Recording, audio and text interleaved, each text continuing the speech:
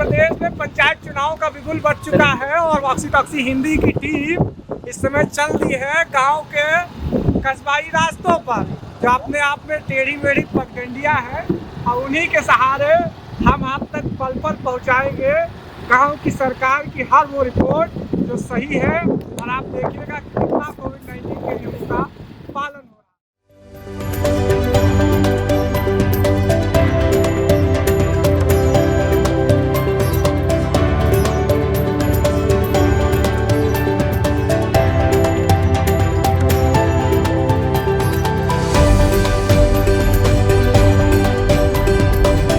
उत्तर प्रदेश में पंचायत चुनाव का बिगुल बज चुका है और आज उत्तर प्रदेश में दूसरे चरण का मतदान है, जिसमें राजधानी लखनऊ समेत गौतम बुद्ध नगर, बदायूं, आजमगढ़, लखीमपुर खीरी इत्यादि जगहों पर मतदान हो रहा है।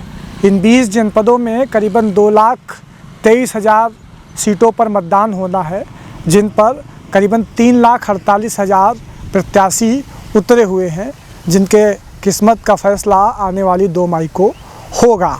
2 मई को गांव की सरकार बन जाएगी और गांव में फिर एक बार विकास अपने स्तर से होगा। उत्तर प्रदेश सरकार के लिए बड़ा चुनौतीपूर्ण कार्य था कि इस समय पूरे देश में कोविड की महामारी चल रही है और इस दौर में चुनाव कराना कहीं ना कहीं सरकार के लिए एक बहुत वैसा कदम साबित हो सकता है। जब उत्तर प्रदेश के हॉस्पिटल्स में ऑक्सीजन की कमी है, लोग बिना ज़रूरी दवाइयों के घर पर दम तोड़ रहे हैं, एम्बुलेंसेज नहीं है और तमाम प्रकार की सरकारी चुनौतियां हैं, ऐसे में सरकार चुनाव कराकर कहीं ना कहीं आम जनमानस का जीवन जोखिम में डाल रही है। हम ग्राउंड जीरो से आपको तमाम सारी रिपोर्ट्स देंगे और आपको ग्राम पंचायतों की हर उस स्थिति से कि वहां पर कोविड के किन नियमों का पालन किया जा रहा है और कौन से नियमों का पालन नहीं किया जा रहा है, इन सब से रूबरू कराएंगे और दिखाएंगे कि उत्तर प्रदेश पुलिस किस तरह से अपनी भूमिका निभा रही है पंचायत चुनाव को कराने में। तो हम आपको ले चलते हैं अलग अलग ग्राम पंचायतों में जहां पर द्वितीय चरण का मतदान हो रहा है।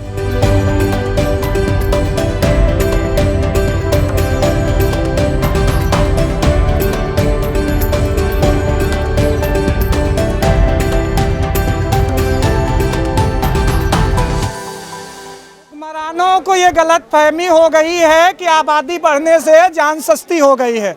उत्तर प्रदेश में द्वितीय चरण के पंचायत चुनाव का शुभारंभ हो चुका है और अभी हम राजधानी लखनऊ के एक मतदान केंद्र पर खड़े हुए हैं। उत्तर प्रदेश का वो प्रशासन जो बड़े बड़े दावे करता था कि हम बड़ी स्वेच्छा से चुनाव को संपन्न करवाएंगे, तो आप मेरे ठीक पीछे देखिए कि किस तरीके से सोशल डिस्टेंसिंग का पालन हो रहा है। इतना बड़ा पेंडेमिक देश में चल रहा है, लेकिन पुलिस प्रशासन सिर्फ हाथ पर हाथ धरे बैठा हुआ है। ये मरियाव थाने का क्षेत्र है और एसडीएम सदर यहाँ के कार्यवाहक हैं। अभी हम उनसे ही बातचीत करेंगे और अंदर भी जाके देखेंगे कि किस तरह सोशल डिस्टेंसिंग के नाम पर कोरोना गाइडलाइन की धज्जियाँ उड़ाई जा रही हैं। आप आइए और देखिए कि किस तरीके से यहाँ पर अंदर तक खुदा न खास्ता अगर किसी को कुछ हो जाता है तो कौन जिम्मेदार होगा इसका और कौन। अब पूरा प्रशासन मूक दर्शक बनकर तमाशा देख रहा है। कोरोना की तमाम सारी गाइडलाइंस हैं। अब देखिए कितना सोशल डिस्टेंसिंग यहाँ पर, ये अंदर मतलब प्रत्याशी अपने अपने, अब देखिए यहाँ पे कितनी सोशल डिस्टेंसिंग का पालन हो रहा है। कई सारे अधिकारी पॉजिटिव हो चुके हैं, कई सारे तो पुलिस बल जो आज उत्तर प्रदेश के 20 अलग अलग जनपदों में पंचायत चुनाव है और अभी भी पुलिस प्रशासन ने सुध लेने की नहीं सोची है कि थोड़ा सा भी आप दिखाइए इन लोगों को गौर से कि किस तरीके से हाथ पे हाथ धरे बैठे, मतलब शर्म लिहाज सब कुछ धो के पी चुका है ये प्रशासन, जो सरकार को बड़े बड़े दावे करके आज यही ग्राउंड जीरो की रियलिटी नापने के लिए हम ग्रामीण क्षेत्रों के भ्रमण पर निकले हुए हैं कि सरकार को लोगों की जान से कोई लेना देना नहीं है, वो सिर्फ चुनावों में मशगूल है और अपना काम करना चाह रही। जिम्मेदारी जवाबदेही कुछ होगी ना कि मैं कम से कम करवाऊँ इतना, हमारे ऊपर जो जिम्मेदारियां हैं, ठीक है, मतलब इतना भयंकर ट्रेनिंग चल रहा है प्रशासन यहाँ, थोड़ा सा दायित्व बनता है। आप लोग खड़े हो जाओ, देखिए अच्छा भाई बाइक निकाली जाओ तो पीछे आगे आप लोग पीछे, अरे मास्क लगाओ और पीछे होइए। दिखाई मतलब हाँ लोग पीछे जिया उड़ाए पड़ा है प्रशासन। धूप लग रही है बताइए, पीछे खड़े हुई है।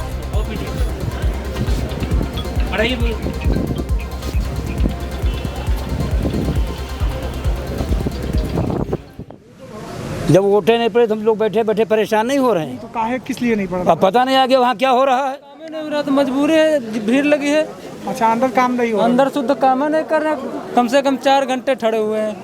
कै बजे आए थे सुबह? सुबह हम 10 बजे आए थे। 10 बजे से अभी तक काम ही नहीं शुद्ध कर रहे, तो भीड़ तो लगेगी। बात को जनता का दोष देंगे कि भीड़ लगाए हुए हैं।